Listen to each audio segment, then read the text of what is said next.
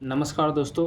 तो आज की इस वीडियो में हम एक क्वेश्चन देखेंगे वास्तविक संख्या का, जिसमें हमें सिद्ध करना है कि √3 एक अपरिमेय संख्या है।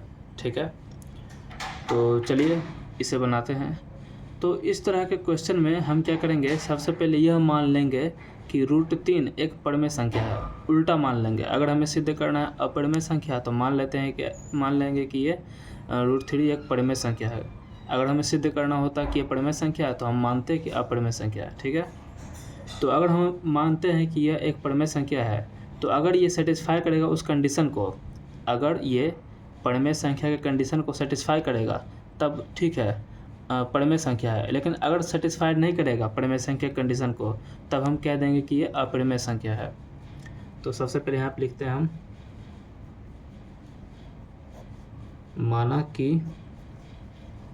माना कि √3 एक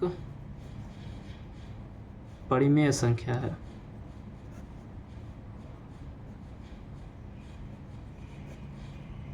परिमेय संख्या है। ठीक है, परिमेय संख्या क्या होता है, अंश बटे हर, जो p बटे q के रूप में लिखा होता है। तो परिमेय संख्या क्या होता है, जो p बटे q के रूप में लिखा होता है। क्योंकि √3 को भी हमने क्या माना है, परिमेय संख्या, तो ये √3 के बराबर होना चाहिए। और यहाँ पर p बटा q क्या है, यह सअभाज्य संख्या है। मतलब कि या तो ये खुद से विभाज्य होंगे या तो एक के टेबल से विभाज्य होंगे। सअभाज्य मतलब ऐसा होना, परिमेय संख्या कुछ इस प्रकार होना चाहिए, 2/3, 4/7, 5/9। आपको दिख रहा होगा कि 2 और 3 2 को नहीं काट सकता, 2 3 को नहीं काट सकता। ठीक है, ये सब क्या है, ये 2 भी सअभाज्य संख्या है, यहाँ पर 3 भी सअभाज्य संख्या है, 5 भी सअभाज्य संख्या है और 9 भी सअभाज्य संख्या है। मतलब कि p और q एक दूसरे को काटना नहीं चाहिए। ठीक है, तभी ये परिमेय संख्या होगा। तो यहाँ तक ठीक है। तो यहाँ पर लिख देंगे हम कि क्या, p q क्या है, सअभाज्य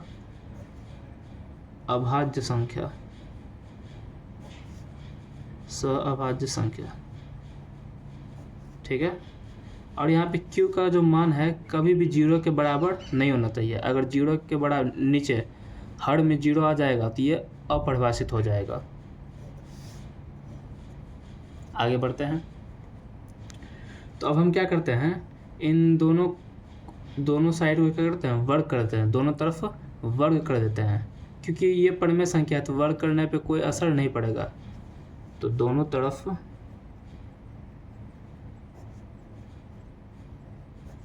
वर्ग करने पर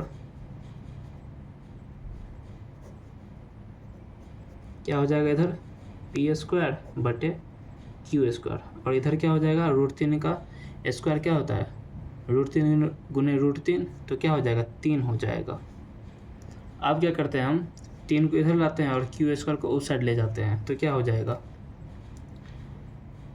q² बराबर p² और 3 नीचे आ जाएगा। तो यहाँ पे आप देख रहे हैं कि p² जो है 3 से डिवाइड हो रहा है, क्योंकि q और p क्या है, सअभाज्य संख्या है। मतलब क्या होना चाहिए, एक पूर्णांक होना चाहिए। 2 3 4 5 क्या होना चाहिए, एक पूर्णांक होना चाहिए।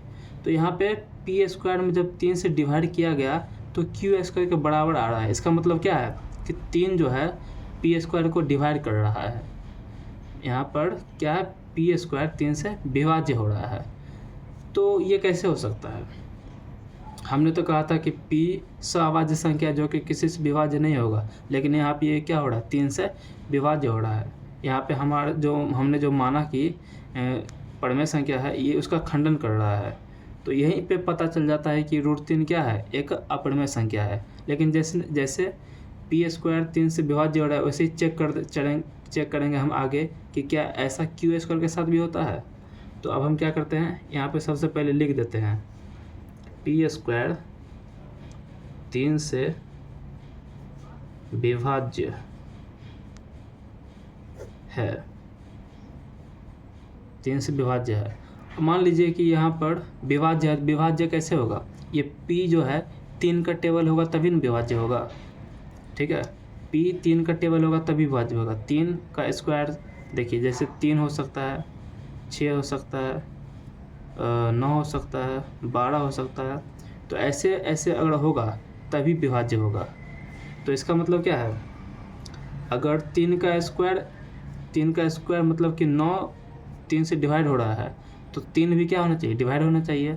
अगर पी स्क्वायर विभाज्य है तो पी भी क्या होना चाहिए, 3 से विभाजित होगा। ठीक है, विभाजित होगा।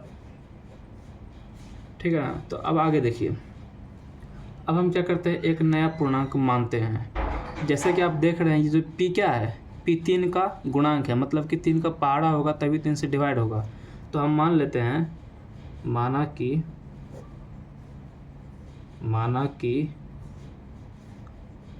कोई पूर्णांक c मान लिया, जो कि 3c हो। p को हम मान लिए, p को हमने क्या मान लिया, 3c। p क्या है, 3 का पहाड़ा ही है तो 3c। c की जगह पर अगर 1 होगा 3 होगा, 2 रखेंगे c की जगह पर तो क्या होगा, 6 होगा। 3 रखेंगे c की जगह पर क्या हो जाएगा, 9 हो जाएगा। तो p क्या है हमारे यहाँ पे, 3 का पहाड़ा ही होगा, तो p को हमने 3c मान लिया। तो अब हम इसे क्या करते हैं, इसमें रख देते हैं। इसे हम समीकरण 1 नाम रख देते हैं। अब क्या करेंगे, हम p का मान समीकरण 1 में रख देते हैं। p का मान समीकरण 1 में रखने पर, ठीक है,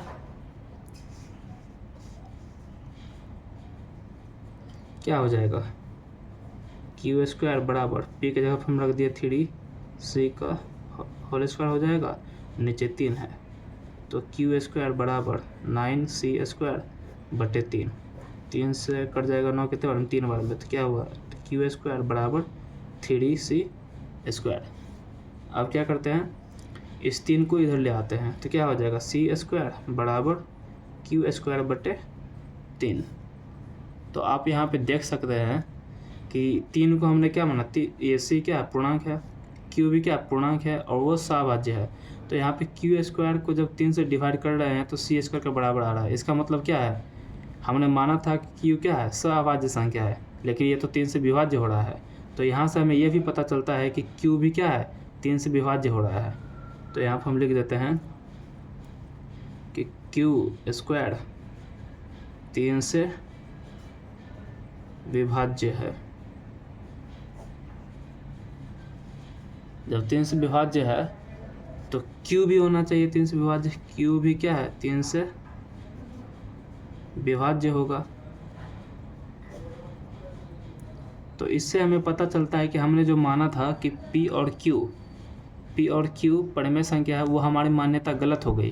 तो p और q बराबर था √3 के, तो हमारी मान्यता क्या होगी, गलत हो गई। तो इससे हमें पता चलता है कि √3 क्या है, अपरिमेय संख्या है।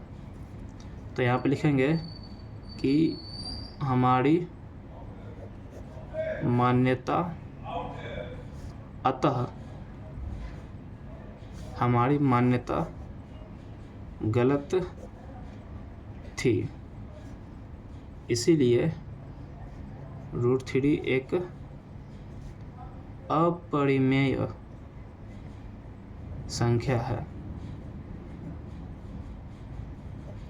देखिए इसमें हमने क्या किया, यहाँ तक सॉल्व किया, क्यू स्क्वायर को भी पता किया कि 3 से विभाज्य है कि नहीं है। आप यहाँ तक करके भी इसे बना सकते थे। यहीं पे हमें पता चल जाता है कि p क्या है, सभाज्य संख्या नहीं है। तो यहीं पे हमें पता चल जाता है कि हमारी मान्यता गलत है, इसीलिए √3 क्या है, एक अपरिमेय संख्या है। तो इसे और अच्छे से समझाने के लिए मैंने आपको ये पूरा बताया है। आप एग्ज़ाम में पूरा वही बना सकते हैं और आधा भी बना सकते हैं, आपको नंबर मिलेंगे। ठीक है, तो मिलते हैं नेक्स्ट वीडियो में, तब तक के लिए बाय बाय।